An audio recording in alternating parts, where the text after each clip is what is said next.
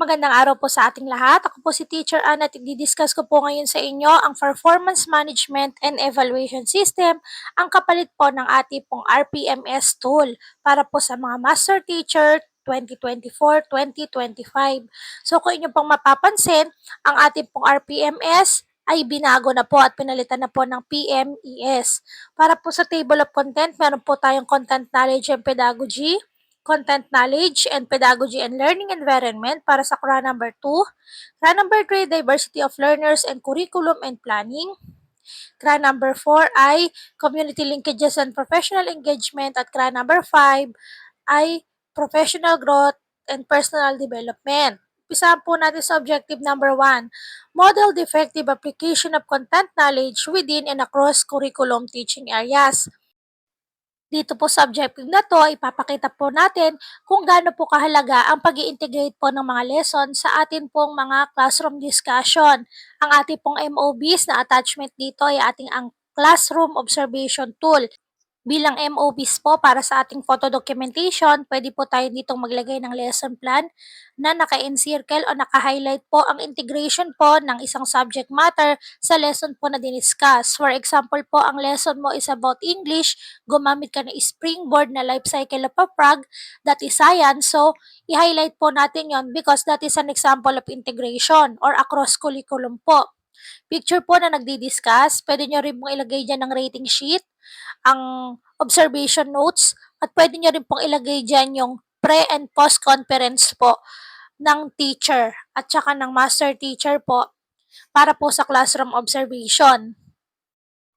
Dahil po sa pagkakaroon po natin ng transition from the old curriculum to this matatag curriculum, napakahalaga po ang pagkakaroon ng career progression. Ang integration po ng mga lessons ay kailangan po kung po pwede naman po nating itackle ang dalawang subject o ang dalawang lesson sa iisang subject, mas mabuti po. For example, yung anyong lupa, meron po siya sa science, meron din po siya sa araling panlipunan. Ang kaibahan po ng PMES, iisa lang po ang laman ng CRA 1 niya. Yung CRA 2 po, Content Knowledge and Pedagogy and Learning Environment, yung iba pong mga objectives dati sa RPMS ay nasa CRA number 1. Inilipat po ngayon dito para po sa objective number 2, collaborated with colleagues in the conduct and application of research to enrich the content and pedagogy. Ito po naman, yung pagkakaroon po natin ng cooperation, collaboration sa atin pong mga kapwa guro, nang sa ganun po ay magkaroon po ng teaching assistance, guidance po.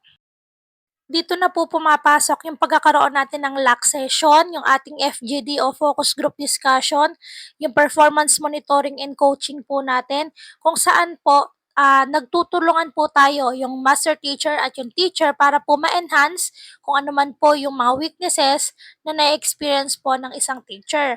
So kung makikita nyo po dyan sa ating photo documentation, picture po na tayo ay naglalak, nag-FGD o nag-coaching and mentoring po, yung ating pong proof of attendance na napaka-importante, yung minutes po ng ating meeting, yung reflection notes po natin, sample po ng activity or lesson plan for example na kinoach natin o pinag-aralan natin, picture po, nakasama po yung mga other documents po. Kaya halimbawa po ng suggestion, comments, feedback, yan po. Kung mapapansin niyo po sa photo documentation ko, andyan na po, i-attach nyo na lang po yung picture.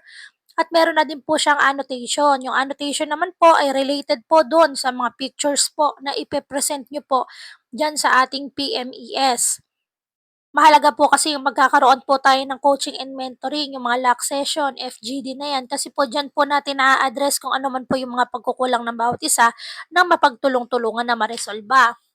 Objective number 3 po, promoted effective strategies in positive use of ICT to facilitate the teaching and learning process.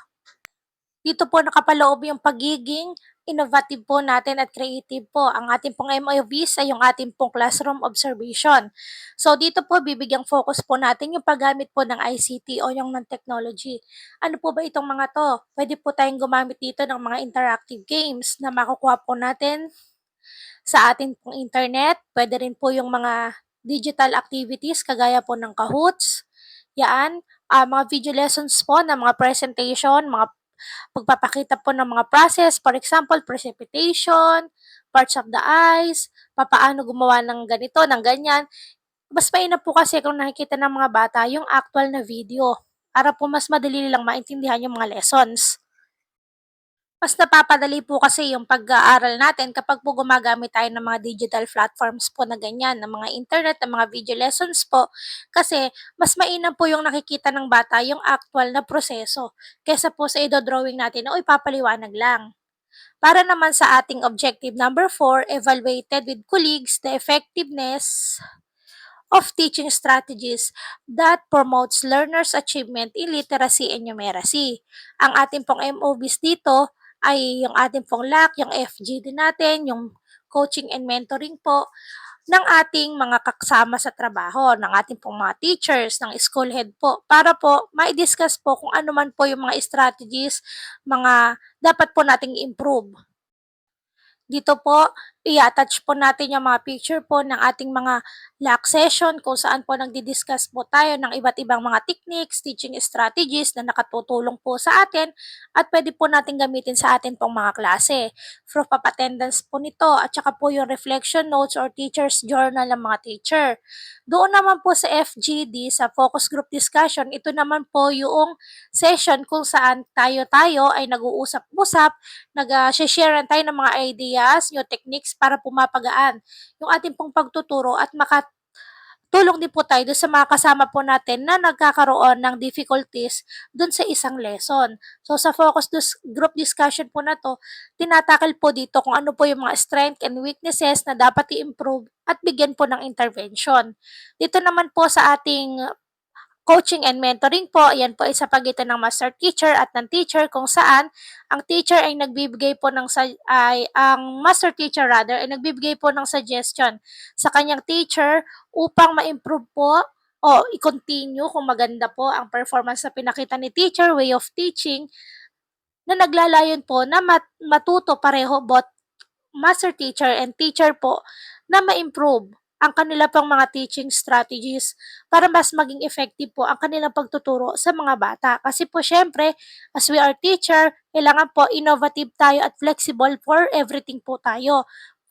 Open for changes po tayo dahil wala naman pong permanente. Taon-taon may mga bagong activities, mga bagong techniques po na itinuturo po sa atin para mapagaan po ang ating trabaho. Ang atin naman pong objective number 5, displayed a wide range of effective verbal and non-verbal classroom communication strategies to support learner understanding, participation, engagement, and achievement. Dito naman po sa part na to, ipinapakita po natin ang proper management po natin sa ating mga classroom. Ano po ang mga verbal communications na binibigay po natin sa mga bata, mga tagubilin po natin, mga rules po during our discussion. Mas mainam po kasi yung clear yung ating instruction sa pagbibigay sa kanila ng mga activities, ng mga directions, ng mga paalala po, para po kapag tayo ay nagkakaroon na ng classroom discussion, magiging participative po ang ating mga bata. Ang pagkakaroon po ng clear na instruction ay nakatutulong din sa atin at sa mga bata po na mas maunawaan nila at magawa nila ng maayos sa mga activities na atin pong igagawa o ipagagawa sa kanila. Ganon din po, yun naman pong non-verbal, yun naman po yung sa mga written. Halimbawa po sa mga activity sheets, yung mga instruction po natin, mga paalala na nasa ating learning environment na kailangan po ang mga bata ay aware po sa mga ganitong bagay. Nang sa ganun po, maiwasan po natin yung mga hindi magagandang mga ingay na habang po tayo ay nagle-lesson. Kailangan po meron tayong policies and guidelines sa kanila na alam nilang unawain. Kahit hindi natin sabihin sa kanila dahil maaari nila itong mabasa. Sa mga activity sheet naman po, kailangan merong clear direction para sa ganun po, mas maunawaan, mas masagot ng bata ang mga activities na dapat po nilang gawin. One of the good way po of proper classroom management ay yung pagbibigay sa kanila ng mga instructions. Para po sa ating objective number 6, work with colleagues to share successful strategies that sustain supportive learning environments that nurture and inspire learners to participate, cooperate in continued learning. So, Kung mapapansin niyo po, naka-focus po tayo sa puro LAC session, FGD, coaching, mentoring, kasi po ito po talaga yung need po natin. So, bakit po ba paulit-ulit po na sinasabi po ito? Ito po kasing mga LAC session na 'to, focus group discussion na 'to at, coaching and mentoring, importante po ito dahil ang ating pong mga mag-aaral iba't iba po 'yan ng mga learning style. Iba-iba po tayo rin ng approach kung papaano natin i-de-deliver ang ating lesson sa mga bata. May mga instances po talaga na nagkakaroon po ng mga difficulties ang ating mga estudyante sa pagkatuto sa ating aralin. At tayo man po minsan ay nagkakaroon din po ng difficulties in delivering naman po yung mga lessons natin. Kung kaya po nagkakaroon po ng focus group discussion para po makatulong po sa bawat isa na ma-refresh po kung ano po yung mga teaching strategies na pwede po nating ma-share at magamit din sa ating mga lesson. Maaari itong teaching strategies si Teacher A, magiging effective siya kay Teacher D. At ito naman kay Teacher B ay pwede naman kay Teacher C. Ganun po ang nangyayari. So, sharing of ideas, sharing of teaching style, at pinofocus po natin dito yung weakness ng bata, papaano po natin ma-flip, papaano ma-develop, ma-enhance po. Para nang sa ganun po, sa ating mga discussion, mas nagiging effective po ang ating teaching and learning process. Para naman po sa ating objective number 7, modeled successful strategy and supported colleagues in promoting learning environment that effectively motivate learners to work productively by assuming responsibility for their own learning. Ito naman po, kagaya po ng kanina, FGD, lock session, at saka yung atin pong coaching and mentoring, ito po ay naisasagawa kapag po tayo ay nagkakaroon po ng classroom observation. Siyempre kapag po tayo nagkaroon ng classroom observation, makikita po kung ano po yung mga lack at ano po yung mga meron. For example po, tayo po ay nag-observe ng isang classroom observation sa ating mga colleagues.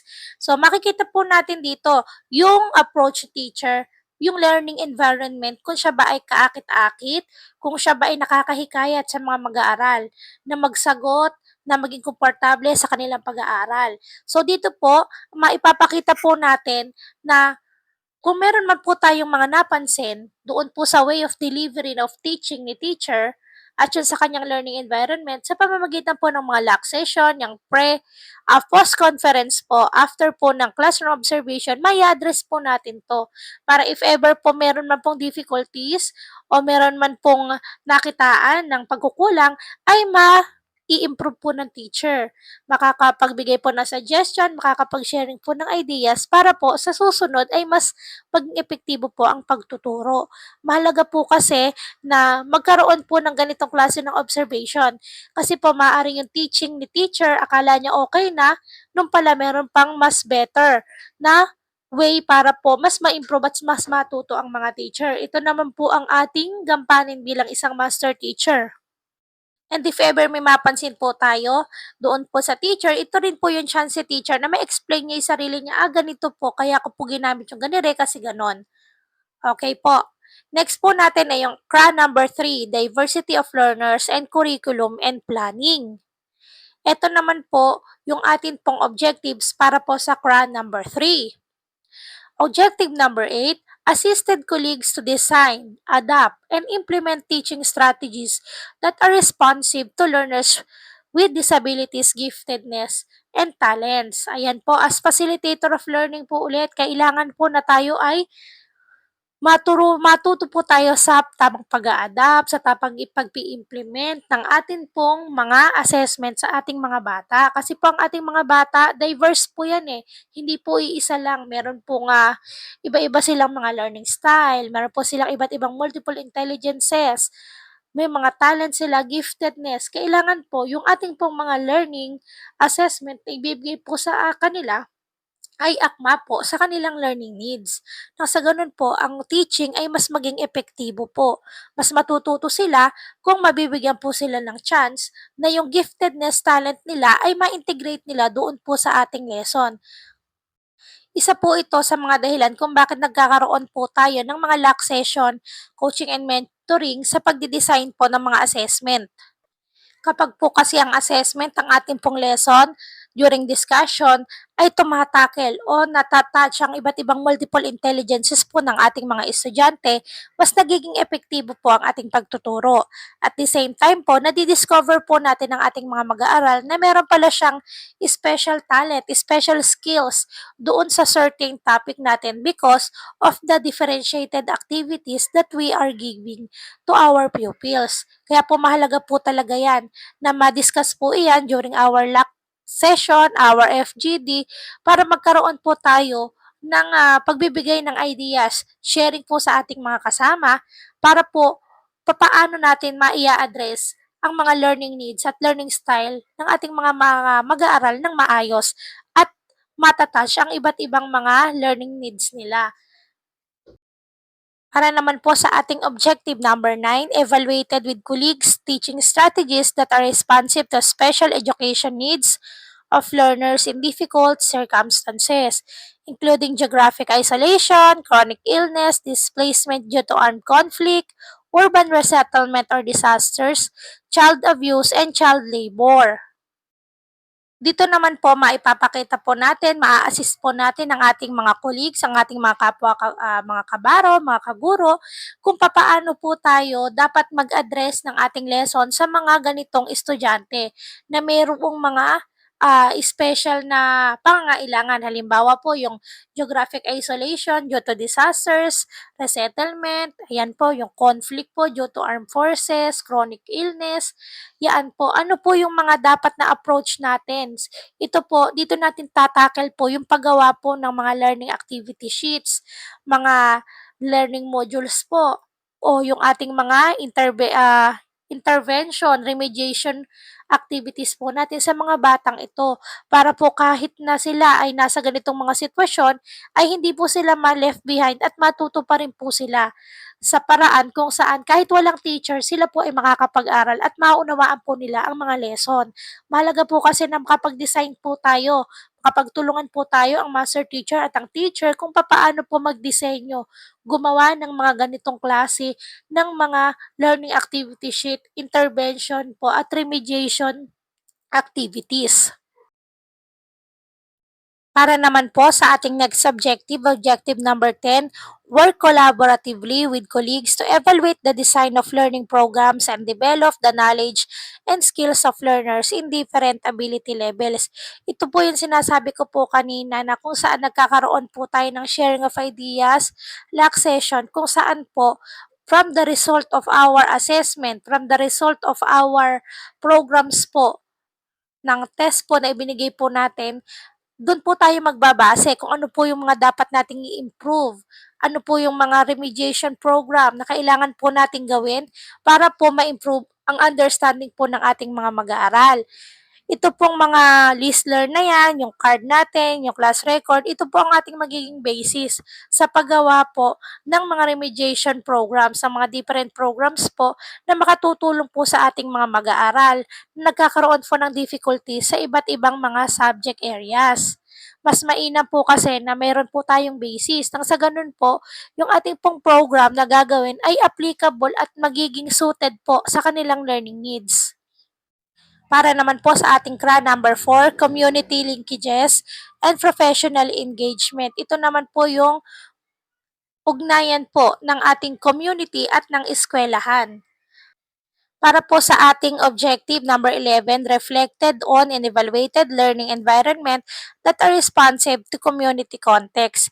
Ito po yung mga learnings po natin. Ano po yung mga programs po natin na pwede po nating i-connect sa ating pong community sa pagkakaroon po natin ng localization.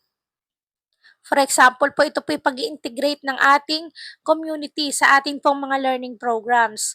Kung saan po yung mga programa po, mga proyekto na ating pong gagawin, mga activities po natin, ay maaari pong lahukan o supportahan po tayo ng ating community. Kumbaga po halimbawa, localization po sa pagtuturo ng ganito or sa paggamit natin ng mga ganitong mga bagay sa ating pong pagtuturo. So, syempre po mahalaga po dyan dahil po involved ang community ay yung open communication po sa ating mga community stakeholders. Mas maganda po kasi na yung mga programa na ating ilalahad sa paaralan ay alam din po nila ang dahilan at ang layo natin. Nang sa ganun po, masuportahan po natin ang ating mga paaralan at the same time po, masuportahan din po nila tayo sa pagpapanatili po ng magagandang proyekto para mapaganda po ang pagtuturo at pagkatuto ng ating mga mag-aaral. Puwede po nating i-attach diyan ang ating communication letter, yung ating pong minutes ng napag-usapan, yung photo documentation po ng, ating pong, parent-teacher conference at saka po yung attendance po ng ating stakeholders na dumalo at kung ano po yung pong notes, minutes, agenda po natin na atin pong napag-usapan para po ma-improve po ang ating teaching and learning. Number 12 po, discuss with colleagues teaching and learning practices that apply existing codes, laws, and regulations that apply the teaching profession and responsibilities specified in the Code of Ethics for Teachers. So, mahalaga po na magkaroon po tayo ng refreshment sa pamamagitan po ng ating pagre-revisit ng ating Code of Ethics. Pwede po natin itong gawin during our LAC session. Kasi po mas mainam po na sa dami po ng trabaho natin, kailangan po naging aware din po tayo kung yung ating po bang mga gawi ay applicable pa po o align pa po ba sa mga laws and regulation po base po sa Code of Ethics. Dito po papasok yung ating mga lock session, yung ating po mga DGAD, kung saan po ire-refresh po sa atin o ire-revisit po natin yung mga dapat po nating maging gawi, ugali, at mga tamang gawain po bilang isang guro at nasa propesyon. Sabi nga po, tayo daw po ay ang mga role model sa ating mga mag-aaral kung kaya po't dapat po sensitive po tayo sa lahat ng mga bagay. Ang ating po mga gawain, ang paraan po natin ng pagtuturo at pakikipag-communicate sa ating mga stakeholders ay kailangan po na naaayon din po sa ating pong Code of Ethics. Nang sa ganun po ay makaiwas po tayo sa mga hindi magandang pangyayari. Para po sa objective number 13, complied with and implemented school policies and procedures consistently to foster harmonious relationship with parents, learners, and stakeholders. Ayan, ito naman po yung napakahalaga na magkaroon po ng harmonious relationship po ang teacher, ang community, ang learners at ang parents. Kasi po we cannot live alone.